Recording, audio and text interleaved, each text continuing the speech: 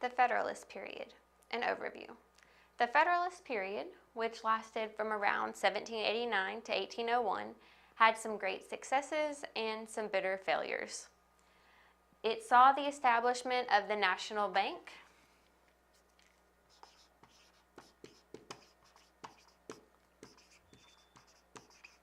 and the Treasury system under Alexander Hamilton.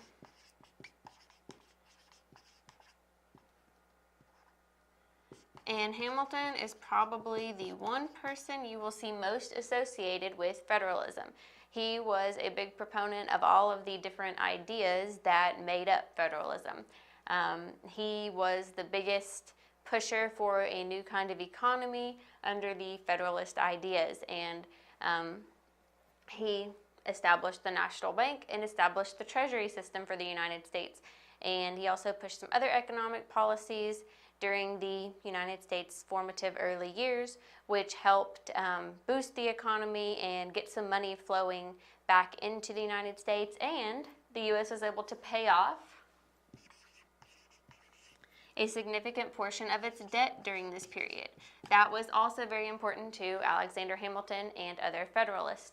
They wanted to be responsible for the debts they'd incurred under previous documents, like under the Articles of Confederation, any debts they'd accrued there, debts they accrued during the Revolutionary War. They wanted to take responsibility for those and pay them off so that they looked like a good investment. The United States looked like it had a good credit history. It was responsible for paying off its debts. So during this time, Alexander Hamilton's economic policies did help bring more money into the United States, and the U.S. was able to pay off a significant portion of its debt during this period. The Federalist administration can also be credited with maintaining international neutrality. So this was very important as well. The United States was a fledgling nation. If it started getting involved in international affairs, if it started joining with other countries to fight wars, it may not have lasted very long. It was still getting its feet. It was still developing an economy, developing its system of government, working out what exactly the Constitution allowed for and what it didn't. And so this was a very sensitive time, and the United States maintained neutrality. It didn't get involved in any kind of wars. It wanted to remain neutral to avoid any kind of confrontation, anything that would possibly hinder the development of the United States as a nation. The United States during this period established the Pinckney Treaty with Spain. It crushed the Whiskey Rebellion, and it got the British out of their Northwest posts. So first, the Pinckney Treaty with Spain.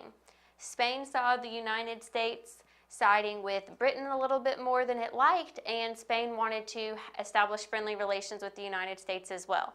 So with the Pinckney Treaty, the United States gained friendly relations with Spain and access to the Mississippi River and the port city of New Orleans. It crushed the Whiskey Rebellion. Part of Hamilton's economic practices, part of his way of raising money, was to put a tax on whiskey. Certain areas, certain states didn't like this tax and refused to pay it. When government agents went in to collect this money, there were sometimes uprisings, but Hamilton convinced President George Washington to send in men, and each rebellion was crushed, so that by the time that soldiers actually came to stop the rebellion, usually any uprisings had already dispersed. There wasn't a lot of violence that had to go into it. The people just had to see that this tax was going to be enforced, and so the Federalists, led by Hamilton and promoted by George Washington, were able to crush the Whiskey Rebellion. And then they got the British out of their Northwest posts. This was something that was supposed to happen at the end of the Revolutionary War. The terms of that agreement, that ending of the United States being a colony of Britain, the United States gaining its independence, was that the British would leave their Northwest post in the United States. They hadn't done that. They instead had still maintained those posts. They still had soldiers stationed there. They would still aid the Indians, the Native Americans there with any skirmishes against the United States, sometimes, inciting that violence and helping the Native Americans to have victories over the United States. So whenever the Federalists, whenever they actually came to some terms with the British to get them out of the Northwest Post, that was a big step. That was something good, and that was going to give more peace between Britain and the United States so that they could remain neutral during this period. So these were all positive things that came about during the Federalist period. But there were some failures, some defeats, some bad negative things that happened during the Federalist period. So over time, the Federalists became known as an elitist party. Many of the members of the Federalist Party were wealthy. They were businessmen. And not everyone in the United States was going to be a businessman. There were going to be plenty of farmers, plenty of planters, plenty of common men just doing daily labor jobs. So the people who became members of the Federalist Party tended to be wealthy businessmen. And it became more of an elitist party. Not everyone felt welcome to it, and it became to feel more like an exclusive club, and that was going to alienate certain members from actually joining the Federalist Party. And then the Alien and Sedition Acts passed during this period were very unpopular. The Alien Act was going to put some restrictions on foreigners. They had to wait a longer time period before they could become a U.S. citizen if they were trying to become a U.S. citizen. If there was a foreign person in the United States, the president could deport them at any time, send them back to their own home, and then the president could jail any foreigners that were deemed dangerous during war times. So that was going to make things more negative toward foreigners. And there was a lot of xenophobia going on during that time. People were either afraid or didn't like foreigners because while they had remained neutral during this time, there were still some unhappy relations between the United States and European powers. And then the Sedition Acts, where there was a law put in place where you couldn't say anything or write anything negative about United States officials or United States policies. Many people felt this was an infringement on their First Amendment right of freedom of speech, freedom of the press. And so these acts were very unpopular, especially with the common men who were not part of the elitist Federalist Party. And then the Jay Treaty, which was with Britain, was seen as a diplomatic failure by most Americans. And the Federalists were generally not able to maintain very cordial relations with Europe, especially with France. So while the United States did maintain international neutrality, that didn't mean that everyone was on glowing, happy terms either. The Jay Treaty with Britain was what actually got the British out of their Northwest Post, but they should have been out anyway. The Jay Treaty also said that the British would stop helping the Native Americans against them.